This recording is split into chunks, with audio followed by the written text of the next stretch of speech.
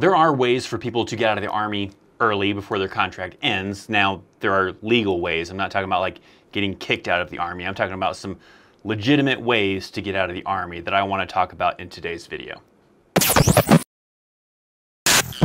What's up, my friends? U.S. Army veteran Christopher Chaos, and today I wanted to talk to you about some legal ways to get out of the Army early, not necessarily to like teach you some kind of tricks to get out of your contract early, but just to educate you on that there are things that do happen that may require a soldier to need to get out of the Army before the end of their contract.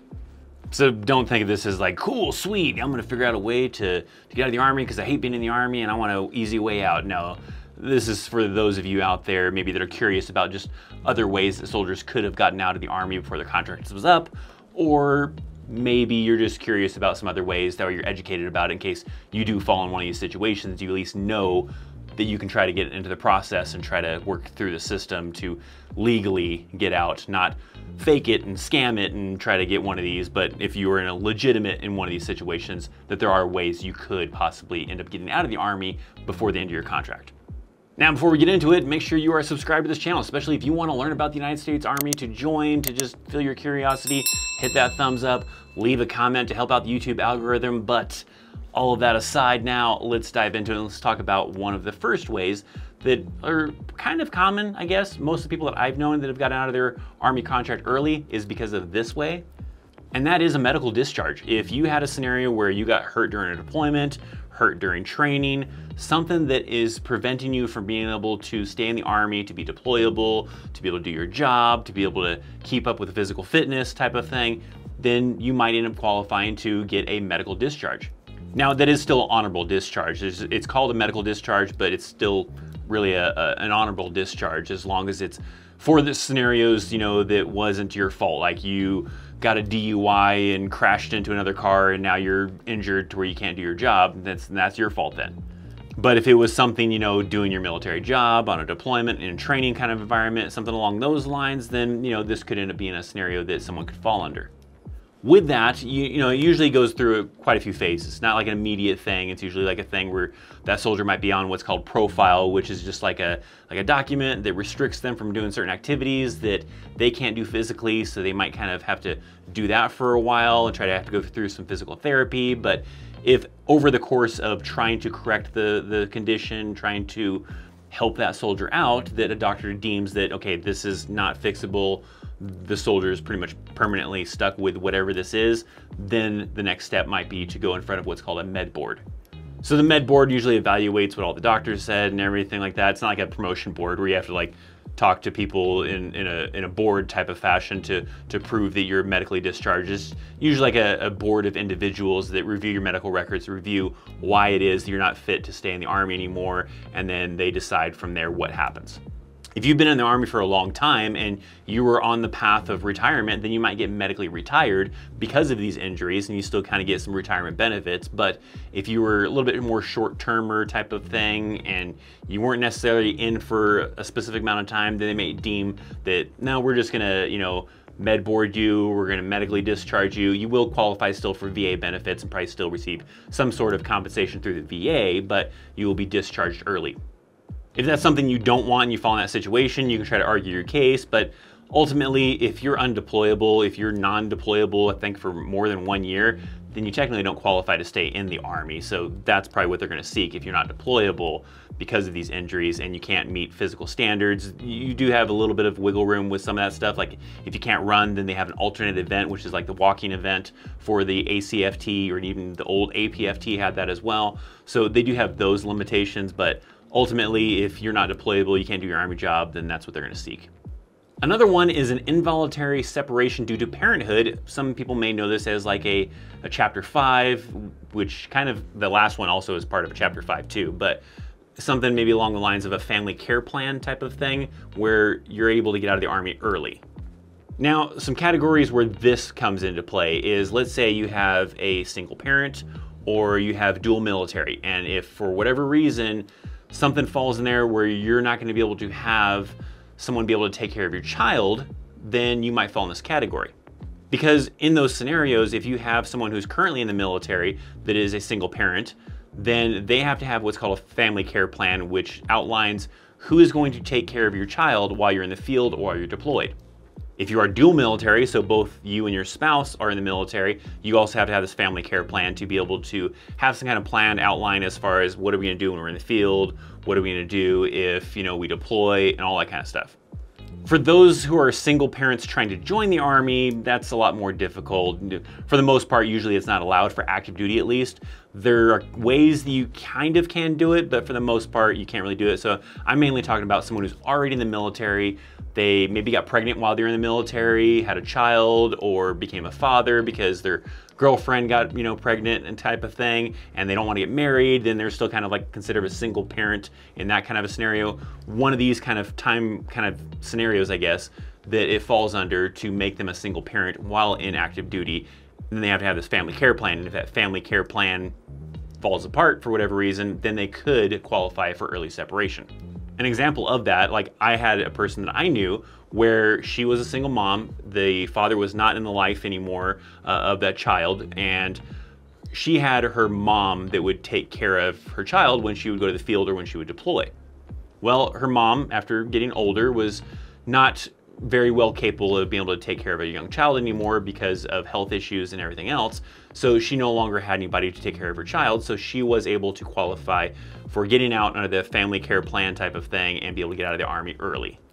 That is done so that way the parent can take care of the child, since there no longer is anybody for them to rely on to be able to take care of that child. So this is a situation that could allow someone to get out of the Army early. And in fact, I think it was Ice-T or Ice Cube, one of the Ices or whatever, they served in the Army a long ass time ago, and they actually got out of the Army because of that. They had a woman that one person, not both of them, one of them, whichever one it was, had a girlfriend and they had a child together, and for whatever reason, he got out early so that way he could help take care of the child because the spouse or the girlfriend or whatever wasn't really able to do so, or something along those lines. But nonetheless, this is also another way that someone could potentially get out of the Army. One that I'm sure some people are thinking about that they think is a super easy thing to do is not really that easy to do, and that's a conscientious objector. Is that how you say it? Conscientious? That's a hard word to say. Conscientious objector, I believe that's how you say it. Basically means that you're against war, you don't want to kill anybody, type of thing, and so you no longer qualify or need to be in the Army. This is something that before you join, you have to give a statement or check a box or whatever it is to say that you're not one while joining the Army, right? Because you can't join as one. So now it becomes a challenge. If you suddenly have become one because of some sort of circumstances, you have to make a really strong case as to why your beliefs have changed. It's not something like, let's say you're Muslim, right? You can't just be like, well, I'm against the killing of Muslims. It's not really a thing where you can pick and choose. It's kind of like you have to be against killing altogether, no matter what the religion is, no matter what the country is, not just I'm only against this one country, against killing people in that country. It has to be against all, really. And you have to make a really good case as to why that has changed. Why were you okay with it before you joined and now you're not okay with that? So I've heard some people think that's a super easy way to get out of the Army. It's not. There's a lot of things that go involved with that, where your commander, your leadership has to investigate it, and you have to make a strong case as to why your beliefs has changed since joining the Army to justify why you are now in that scenario. Another one is a hardship discharge, and there are probably a few examples of what would qualify for a hardship discharge, but I feel like the easiest one is one that I've actually kind of seen.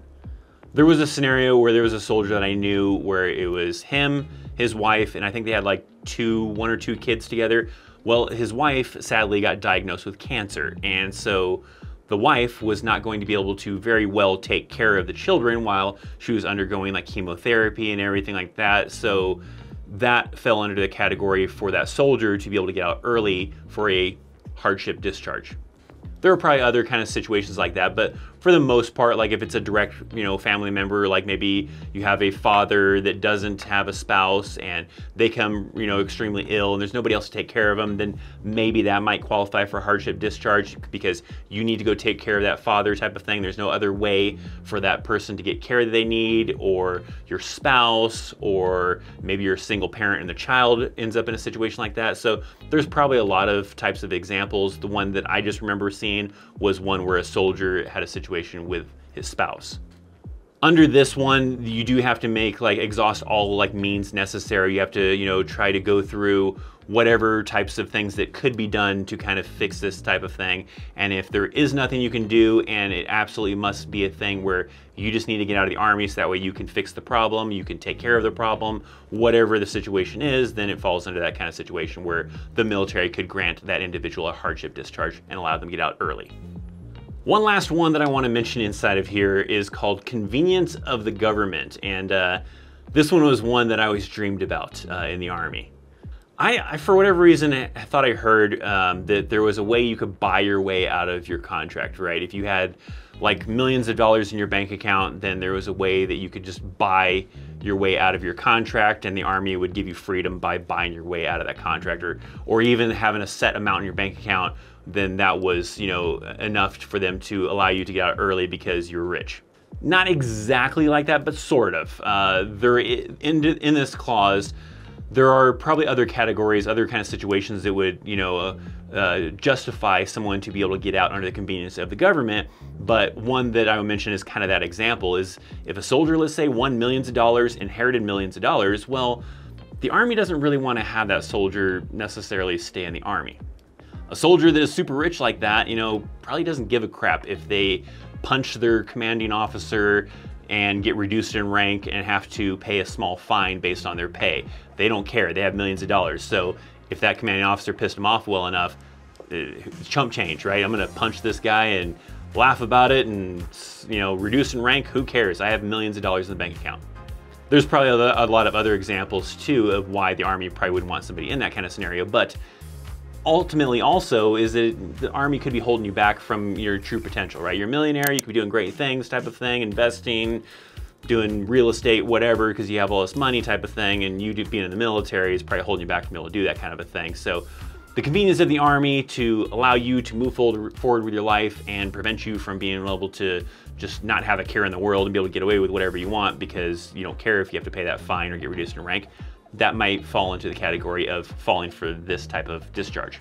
So if a soldier did win, let's say the lottery, won $100 million, they could go and tell them, hey, I just won the lottery, $100 million, I want to get out so I can go live my life and have fun and enjoy those millions of dollars, then they could put in for that and possibly get out of the Army early through that type of discharge to be able to get out under the convenience of the government. For my viewers out there, what are your thoughts on ways to get out of the Army, early type of thing? Have you seen some soldiers, maybe in your units, that have gotten out early under one of these types of conditions? Have you heard about somebody? All sorts of things. Maybe those viewers out there that are not yet in the Army or just interested in the Army, maybe you have some questions. Well, what about this scenario? What about that scenario? And if I know the answer, I'll try to drop in the comments and give the answer, but maybe some of my viewers out there can help you out if you have a question. Well, what if I fall under this category? Would I qualify for an early discharge for that type of thing? So drop me some comments down below. Love to hear your thoughts. Some of you may not know why I got out of the Army, and I believe I have a video about that, and if I do, I'll actually link it right here. If not, then this is just something that YouTube recommended to you. But you can learn about why I got out of the Army right there. Make sure you leave a thumbs up on this video. Check out the links down in the description box down below for social media as well as my affiliate links. Thanks for watching. I'm Christopher Chaos, and I'll see you next time. See ya.